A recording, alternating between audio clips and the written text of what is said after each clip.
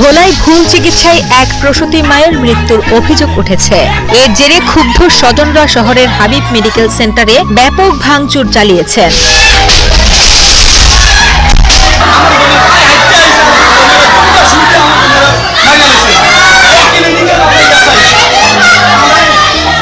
সব 18-17 বছর মেয়েদেরকে নিয়ে নাচ করে, তারা কি মোবাইলে ছেলেদের সাথে চ্যাটিং করে রুগী দেখে, চ্যাটিং করতে করতে সময় দেখে রুগীর জীবন শেষ।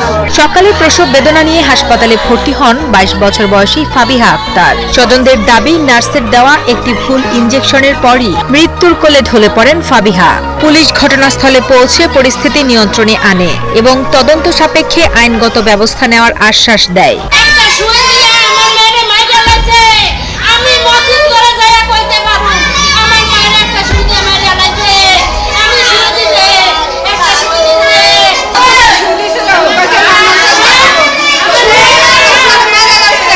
ওনারা যদি সেবা না দিতে পারে তাহলে প্রতিষ্ঠানটা খুললে কেন বসছে?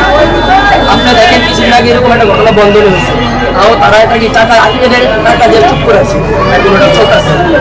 তারপর একটা শুরু দিচ্ছে মাত্র 5 মিনিটের মাথায় শুরু দেওয়ানো, তাহলে হয়ে 2টা জীবন মারা গেছে, মায়ের বেশ শিশু। ঠিক আছে, এটা সুস্থ এবং তাকে একটা ইনজেকশন ইউজ করা হয়েছিল ইঞ্জিন নামে, এরপরে কিছুদিন পরে মারা যান। তার এইটুকুই শুনি। রোগীর আত্মীয়স্বজন স্বাভাবিকভাবে অ্যাক্টিভ হয়ে গেছে, তাদের নিয়ে কষ্ট হয়েছে, এই কারণে তারা তো স্বাভাবিকভাবে খুব এখনই স্বাভাবিক, তো তারাও এখনো সম্পর্ক আচরণ করছেন, আমরা তাদের সাথে কথা বলছি, তারা বুঝতে পারছেন। এবং রোগীর আত্মীয়স্বজন পরবর্তীতে অভিযোগ দিলে বা আইনগত যদি ব্যবস্থা দিতে তারা চাচ্ছেন, আমরা আইনগত বিষয় যেটা আসে সেই অনুযায়ী ব্যবস্থা